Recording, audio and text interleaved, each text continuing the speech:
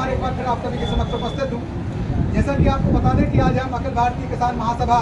साईखेड़ा के पास मौजूद हैं। हमारे साथ में कुछ किसान बंधु मौजूद हैं। जानते हैं कि अखिल भारतीय किसान महासभा के क्या कुछ दिशा निर्देश के अनुसार इन लोगों का ये धरना प्रदर्शन जारी है। जानते हैं कि क्या कुछ मुद्दों को लेकर भारतीय किसान महासभा यहाँ पर धरना प्रदर्शन कर रही है, क्या कुछ इनके मुद्दे हैं, इनसे खुद से जानते हैं। जैसा कि आज 9 अगस्त है और पूरे देश के अंदर संयुक्त किसान मोर्चा द्वारा जो दिल्ली की बॉर्डर के अंदर जो आंदोलन चलाया गया था, जो किसानों को एमएसपी कानून की गारंटी और स्वामीनाथन आयोग की सिफारिश के अनुसार किसानों को एमएसपी देने की बात जो कही जा रही थी, किसानों के कर्जे माफ़ की बात कही जा रही थी। लगातार 13 महीने तक आंदोलन के बाद 700 से अधिक किसानों ने वहां पर शहादत दी और उसके बाद हमने यह देखा कि यह सरकार जो लगातार कृषि विरोधी जो 3 काले कानून लाई थी, उस सरकार ने यह महसूस हुआ कि यह वास्तव में इस देश का किसान ही नहीं मजदूर भी सड़कों पर आने वाला था। तो देश का किसान और मजदूर सड़कों पर आ गया और सरकार को इन काले कानूनों को लेने के लिए बाध्य होना पड़ा। तो जैसा कि हम जानते हैं, उस समय जो सरकार ने लिखित में जो आश्वासन दिया था, जिस आश्वासन पर संयुक्त किसान मोर्चा ने 13 महीने तक चले आंदोलन को स्थगित किया था, और सरकार ने लिखित में देने के बाद भी सरकार उन बातों को मानने के लिए तैयार नहीं है। जो एमएसपी के बारे में उन्होंने कहा था कि हम देंगे, उस पर बात करेंगे, ना उस पर बात हुई। ना लखीमपुर खीरी में जो किसानों को कुचल दिया गया था, अजय मिश्रा टेनी के खिलाफ कोई कार्रवाई नहीं हुई, और ना ही तमाम जो किसानों के कर्ज माफ़ी की बात थी, एमएसपी गारंटी कानून की बात थी, इस पर सरकार कोई बात करने को तैयार नहीं हुई। संयुक्त किसान मोर्चा लगातार देश के अंदर जो 500 से अधिक किसान संगठन है, जिनमें हमारा अखिल भारतीय किसान सभा, यह भी एक घटक संगठन है किसानों का, जो इस साली चौका के अंदर इस देशव्यापी आंदोलन जो आज जो नारा दिया है संयुक्त किसान मोर्चा ने कि कारपोरेट कंपनियों भारत छोड़ो, भारत छोड़ने के लिए संयुक्त किसान मोर्चा ने आह्वान किया है कि जो कारपोरेट कंपनियां हैं, जो कारपोरेट घराने हैं, जिनकी दलाली ये मोदी सरकार कर रही है, तो इस मोदी सरकार को चेताने के लिए कि लगातार जो हमारे बैंक हैं, बीमा है, रेलवे हैं, हवाई जहाज हैं, हमारे तमाम जो सरकारी उपक्रम हैं, उन उपक्रमों को ये सरकार पूरे तौर से बेच देना चाहती है। बेच देना ही नहीं चाहती, अभी जो भूमि अधिग्रहण बिल जो सरकार लेकर के आई है, भूमि अधिग्रहण बिल यह था कि पहले यह था कि यदि 70% वहाँ की जनता सहमति देती है ग्राम सभा में, उसके बाद ही उस भूमि का अधिग्रहण किया जा सकता था। उचित मुआवजा देने की बात थी, लेकिन ये जो नया भूमि अधिग्रहण बिल आया है, अब सरकार ने वह नियम बना लिया है कि सरकार किसी पूंजीपति ने हाथ रख दिया कि जहां हम धरना दे रहे हैं साली चौका या नगर पंचायत है, इस नगर पंचायत को किसी कारपोरेट कंपनी को चाहिए अपना उपक्रम लगाने के लिए, सरकार एक आदेश जारी करेगी और इस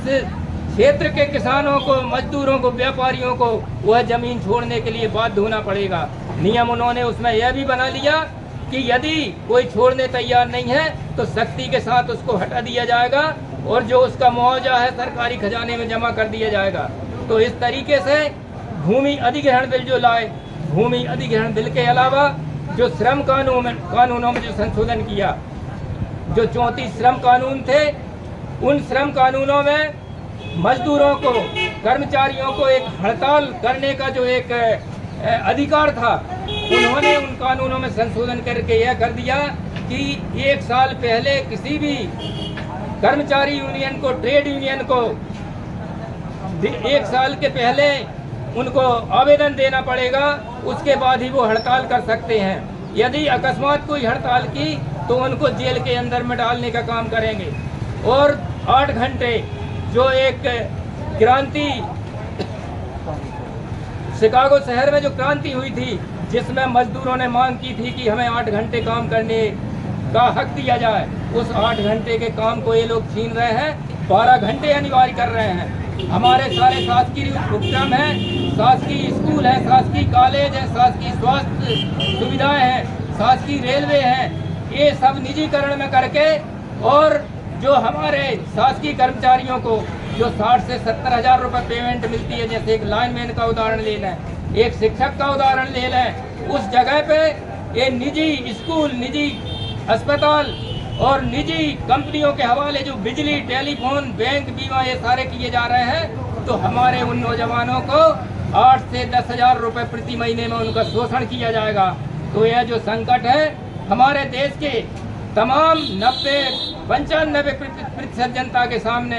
एक जीने मरने का, भूखों मरने का सवाल पैदा हो गया है। तो संयुक्त किसान मोर्चा पूरे देश के अंदर कारपोरेट कंपनियों को भारत छोड़ो का आह्वान दिया है और आगे भी जबरदस्त आंदोलन की तैयारी संयुक्त किसान मोर्चा करने वाला है। हमारे साली चौका के अंदर अखिल भारतीय किसान सभा के हम तमाम लोग अभी एकत्रित हुए हैं और आगे आने वाले हैं। तो आज जो तमाम यहाँ पर हमले हम देख रहे हैं, चाहे गन्ने के रेट की बात हो, चाहे मूंग की बात हो, मंडियों में किसानों के शोषण की बात हो, मंडियों में चोरियां हो रही हैं, तो यहाँ के जो हमारे जनप्रतिनिधि हैं जिम्मेवार हैं। इस